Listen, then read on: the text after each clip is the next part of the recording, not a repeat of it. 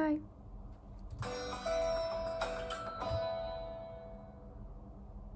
Welcome to this video session, and today we are going to talk about the first question that you may have: which hand should we look at?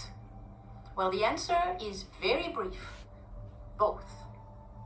But what is going to be important is to find out which one is your dominant hand and which one is your non-dominant hand. Now, if you are right-handed, your dominant hand is going to be your right hand, and if you are left-handed, your dominant hand is going to be your left hand.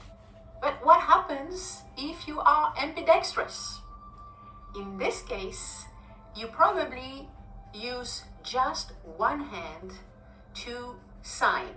So the hand of your signature is going to be your dominant hand, and the other hand will be your non-dominant hand. So the best illustration for dominant and non-dominant is actually the picture of the tree. So the top part of the tree, meaning anything that is above the ground, the trunk, the branches, the leaves, the fruit, everything is going to be your dominant hand. And anything that is below ground, basically the root system, is going to be your non-dominant hand. So now we are going to look at non-dominant and dominant, what it means on the hand.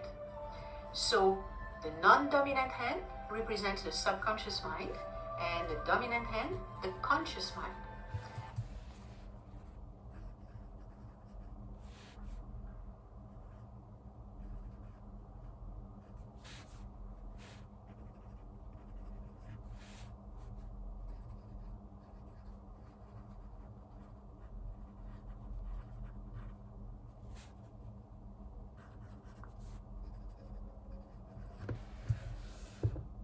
The non-dominant hand represents our family background or our genetic code, and our dominant hand is our own resolutions to improve.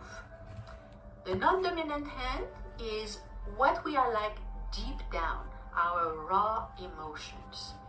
And our dominant hand is what we show the world, our choices.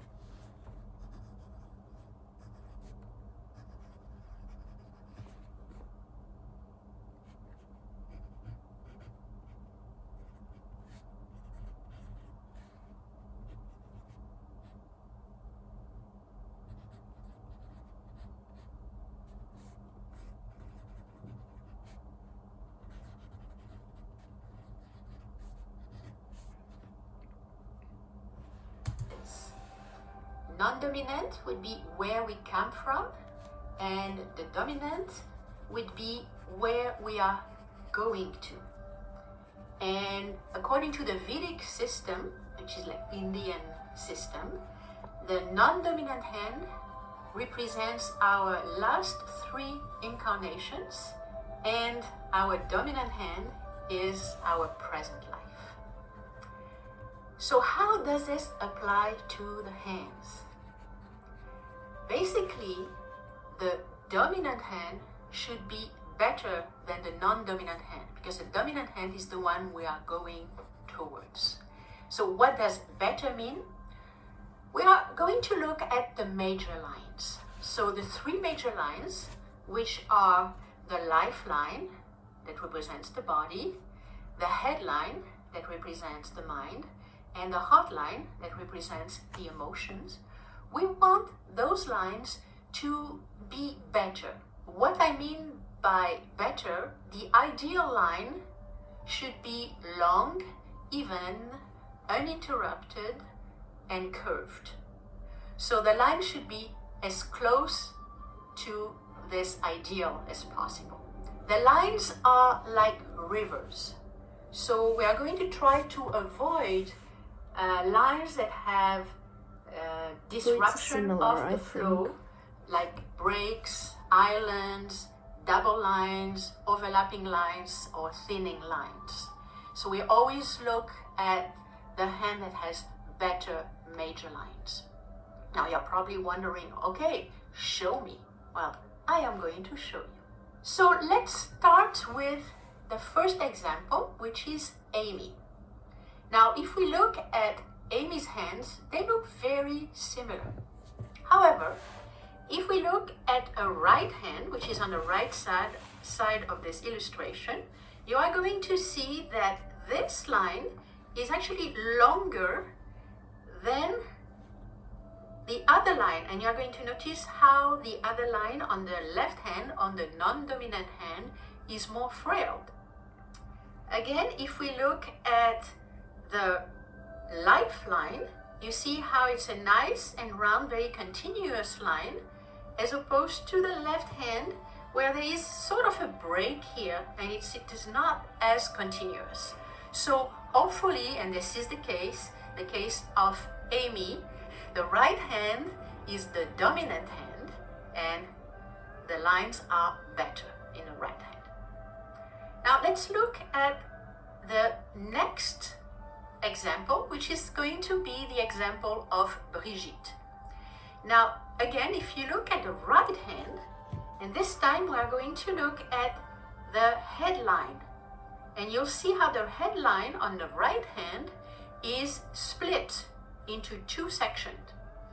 And if you look at the lifeline, you are going to notice that it has a few breaks and it is thinning toward the end.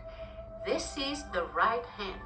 Now, if we look at the left hand, by comparison, we are going to notice that the headline is a lot more continuous and the lifeline is nice and round and with only one little break at the end. So if she is right-handed, it's not really good. She would be better left-handed.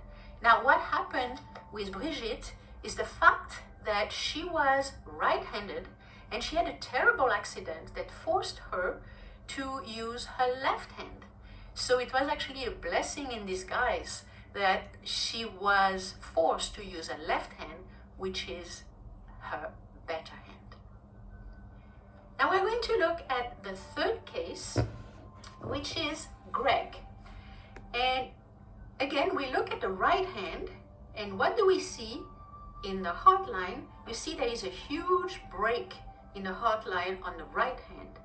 On the left hand, however, you're going to notice that the heart line is a lot better. And this is the main difference between the hands, but this is a huge difference. So this is somebody who came to see me, and I really advised him to start using more his left hand, because I do believe that it could change his life.